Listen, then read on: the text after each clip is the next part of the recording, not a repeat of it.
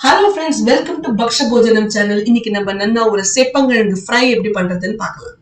அதுக்கு நான் இன்னைக்கு 1/4 கிலோ சேப்பங்கிழங்கு எடுத்துட்டு இருக்கேன்.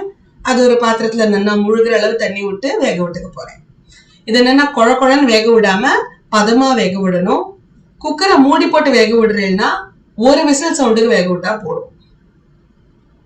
வெந்த அப்புறம் இதை எடுத்து நன்னா உரிச்சு வச்சுக்கணும். உரிச்சு வச்சிருந்த அப்புறம் இதை நன்னா ரவுண்டா நறுக்கிக்கணும்.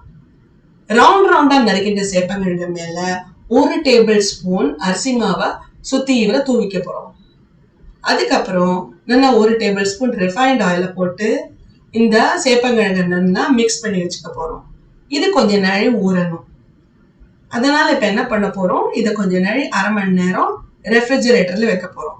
அப்படி வைக்கிற போது சேப்பங்கிழங்கு நல்லா கிறிஸ்பா வரும்.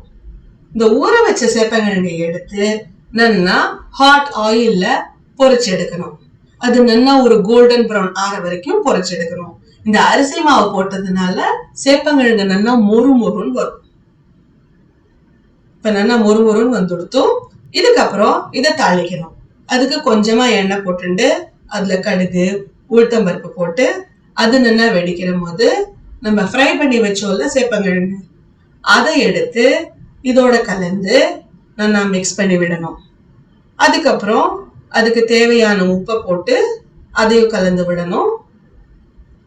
உப்பு நல்லா மிக்ஸ் பண்ண அப்புறம் அதுக்கு மிளகா பொடியும் போட்டு அதையும் நல்லா மிக்ஸ் பண்ணணும். இது ரொம்ப நேரம் மிக்ஸ் பண்ணணும்னு அவசியம் இல்லை, ஏன்னா ஏற்கனவே சேப்பங்கிழங்க பொரிச்சு எடுத்தாச்சு. அவ்வளவுதான், நம்ம சேப்பங்கிழங்கு ரெடியா எடுத்து ரொம்ப நல்லா இருக்கும். ட்ரை பண்ணி பாருங்க. பக்ஷ போஜனம் சேனலுக்கு சப்ஸ்கிரைப் பண்ணுங்க.